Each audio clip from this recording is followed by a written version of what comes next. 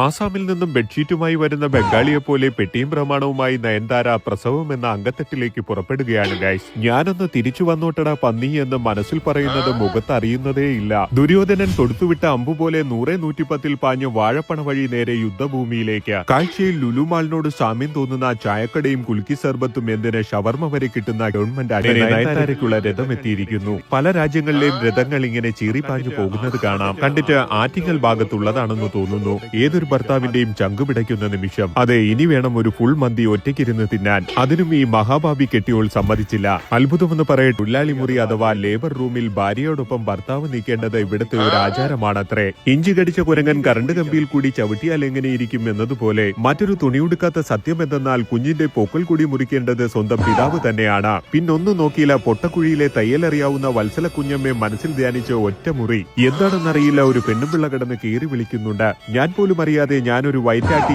വയറ്റാട്ടനായി മാറുകയായിരുന്നു ഗൈസ്. ചിറകൊടിഞ്ഞു വീണ ജഡായുവിനെ പോലെ ദേ കിടക്കുന്നു നയൻതാര. ആ നിമിഷം പകരം വയ്ക്കാൻ പറ്റാത്തത് തന്നെയാണ്. 50 രൂപയ്ക്ക് വാങ്ങിയ ബിരിയാണിയിൽ 3 പീസ് ചിക്കൻ കാണുമ്പോൾ ഉണ്ടാകുന്ന അതേ ഉന്മാദം. അങ്ങനെ ഞങ്ങളുടെ പ്രവചനം വലിച്ചിരിക്കുന്നു ഗൈസ്. ഒന്നിനെയും വെറുതെ വിട്ടില്ല. കിട്ടിയ അവസരത്തിൽ ചെറുതിനും വലുതിനും എന്തിന് കെട്ടിയോൾക്കും ചൂടോടെ 2 കൊടുത്തു. ഇടിച്ചക്ക പ്ലാമൂട്ടിലെ കൊച്ചപ്പനും അവണാങ്കുഴിയിലെ കുഞ്ഞമ്മയും ഇതറിഞ്ഞ് സന്തോഷത്താൽ തുള്ളിച്ചാടി. കൂട്ടത്തിൽ കിടന്ന് കേറി വിളിക്കാതെ മൂന്നാർ റിസോർട്ടിൽ റൂം എടുത്തതുപോലെ എല്ലാവർക്കും തനിത്തനി റൂമുകളാണ് ഇവിടെ ലേബർ റൂമായി നൽകുക. ചുരുക്കം പറഞ്ഞാൽ ഒരു രോഗി സൗഹൃദ ആശുപത്രി എന്നതാണ് മൈക്കിൾ ജാക്സൺ സ്വപ്നം കണ്ടത്.